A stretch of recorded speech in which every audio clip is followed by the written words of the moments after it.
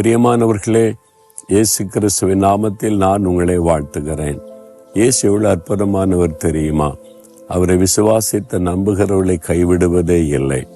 அதுக்கு இந்த ஊழியமே ஒரு சாட்சி.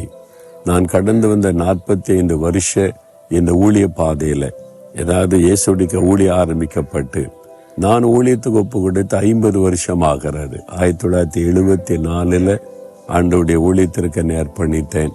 50 வருஷம் இது. இந்த 50 வருஷ காலத்தில் என்னை கைவிட்டதே இல்லை.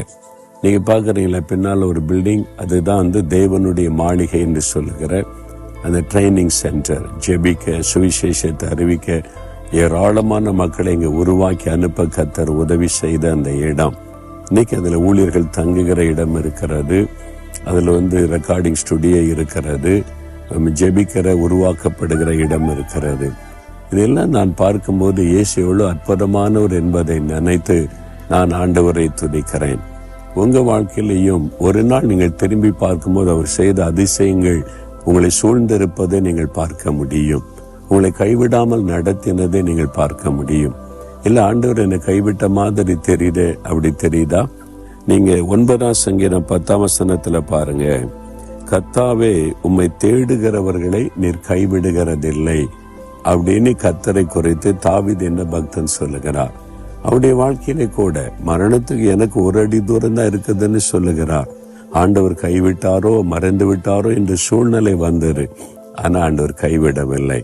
அதை உணர்ந்துதான் அவர் சொல்லுகிறார், என் 50 வருஷ ஊழிய பிரயாணத்துல ஒரு நாளும் ஆண்டவர் என்னை கைவிட்டதே இல்லை. அவர் கைவிடவும் மாட்டார். உங்க வாழ்க்கையில அவர் கைவிட மாட்டார். மனிதர்கள் கைவிடுவாங்க. சிலர் சொல்லுவாங்க, என் கணவர் என்னை கைவிட்டுட்டாரு, வேற பெண்ணோட போயிட்டாரு, என் குழந்தை வச்சுட்டு கஷ்டப்படுறாம்பாங்க. எத்தனையோ ஆண்கள் சொல்ல, என் மனைவி என்னை விட்டு விட்டு குழந்தையோடு போய்விட்டாள், என் குழந்தை கூட பார்க்க விடுவதில்லை, கைவிட்டு விட்டு போய்விட்டாள், நான் நேசித்த மனைவி போய்விட்டாள்னு. என் பிள்ளைகளை நம்பின கைவிட்டுட்டாங்க, என் பெற்றோருக்கு எல்லா வசதியும் இருக்குது, என்னை கைவிட்டுட்டாங்க. இப்படி சொல்றவங்களெல்லாம் சந்திச்சிருக்கேன்.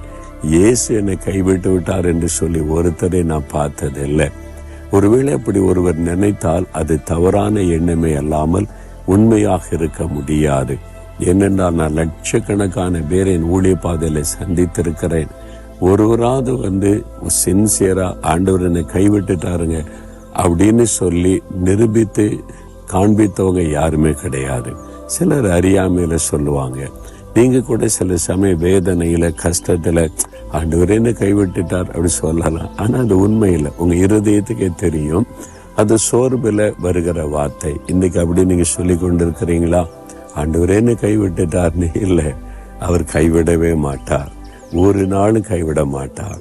அவர் கைவிடாத தேவன் என்பதை நீங்க அனுபவிக்க போறீங்க. அதுக்கு தான் ஒரு அற்புத ஆண்டவர் செய்ய போகிறார். எந்த காரியத்துல ஆண்டவர் கைவிட்டு விட்டாரோன்னு நீங்க நினைக்கிறீங்களோ அந்த காரியத்துல இன்றைக்கு ஒரு அற்புதத்தை உங்களுக்கு செய்வார். விசுவாசிக்கிறீங்களா? விசுவாசத்தோடு ஜெபிக்கலாம், அந்த காரியத்தில் அற்புதம் நடக்கும். ஆண்டவரே, இந்த மகனுக்காக மகளுக்காக ஜெபிக்கிறேன்.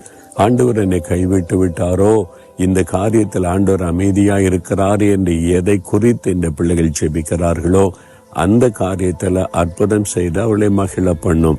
நீர் கைவிடாத தேவன் என்பதை அவளுக்கு விளங்க பண்ணும். நீர் கைவிடாத தேவனாய் இருக்கிறதற்காய் ஸ்தோத்திரம். இயேசுவின் நாமத்தில் ஆமேன், ஆமேன்.